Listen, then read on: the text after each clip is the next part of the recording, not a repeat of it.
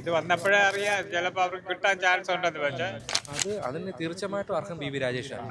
അവർ ഭരിച്ച് വരട്ടെ, അവർ എല്ലാ കാര്യങ്ങൾ പഠിച്ചു വന്നിട്ട് അവർക്ക് മേയറായിട്ട് ആവട്ടെ. ജനങ്ങൾക്ക് എന്ത് കാര്യങ്ങൾ ചെയ്യും. തിരുവനന്തപുരം കോർപ്പറേഷൻ മേയർ സ്ഥാനവുമായി ബന്ധപ്പെട്ട വിവാദം ആളിക്കത്തുകയാണ്. മേയർ സ്ഥാനം ലഭിക്കാത്തതിൽ കടുത്ത അതിർത്തിയിലാണ് ആർ ശ്രീലേഖ എന്ന റിപ്പോർട്ടുകൾ പുറത്തു വരുമ്പോൾ തിരുവനന്തപുരത്തെ ജനങ്ങൾക്ക് ഈ വിഷയത്തിൽ എന്താണ് പറയാനുള്ളതെന്ന് നമുക്ക് നോക്കാം. അതിന് തീർച്ചയായിട്ടും അർഹം പി വി രാജേഷാണ്. കാര്യം പാർട്ടിക്ക് വേണ്ടിയിട്ട് ഒരുപാട് നാൾ പ്രവർത്തിച്ചു, താഴെ നിന്ന് ജനങ്ങൾക്കിടയിൽ പ്രവർത്തിച്ചു നോടാവുന്ന നേതാവാണ്. അപ്പം അദ്ദേഹം തന്നെയാണ് ഈ ഒരു മേയറാവാൻ യോഗ്യൻ എൻ്റെ അഭിപ്രായത്തിൽ. മേഡം അത് ക്വാളിറ്റി ഉണ്ട്. അദ്ദേഹം ഒരു മുൻ DGP ആണ്. അവർ പെട്ടെന്ന് വന്ന് ഏകദേശം ഒരു 2 മാസത്തിനുള്ളിൽ തന്നെയാണ് അവർക്ക് ജയിച്ചു. ഓക്കെ, അവർക്ക് ഇനി അവസരങ്ങളുണ്ടല്ലോ.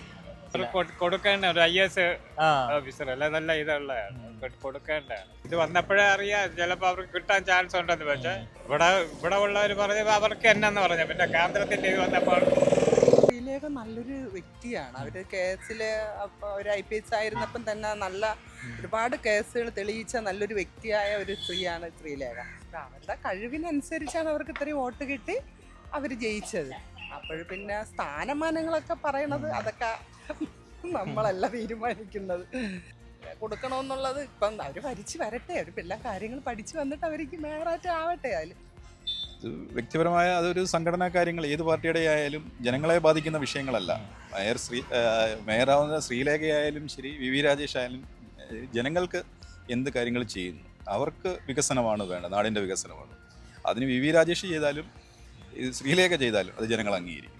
അവർ പാർട്ടിയായിട്ട് അവർക്ക് അത്ര ഒരു ബന്ധമുള്ളതായിട്ട് തോന്നുന്നില്ല. കാരണം അവരിപ്പോൾ IG ആയിരുന്നു, ആരെങ്കിലും വന്നൊരു വ്യക്തിയാണ്. രാഷ്ട്രീയം എന്താണെന്ന് അറിയത്തില്ല. ഇപ്പോൾ രാഷ്ട്രീയത്തിൽ വരുന്ന ഒരാൾക്ക് എന്തായാലും BJP എന്ന് പറഞ്ഞ പാർട്ടി ഉടൻ തന്നെ ഒരു സ്ഥാനമാനങ്ങൾ കൊടുക്കുന്ന ഒരു പാർട്ടിയല്ല. മറ്റ് CPM UDF സംബന്ധിച്ചിടത്തോളം സ്ഥാനമാനങ്ങൾ കൊടുക്കുന്ന ഒരു പാർട്ടിയല്ല.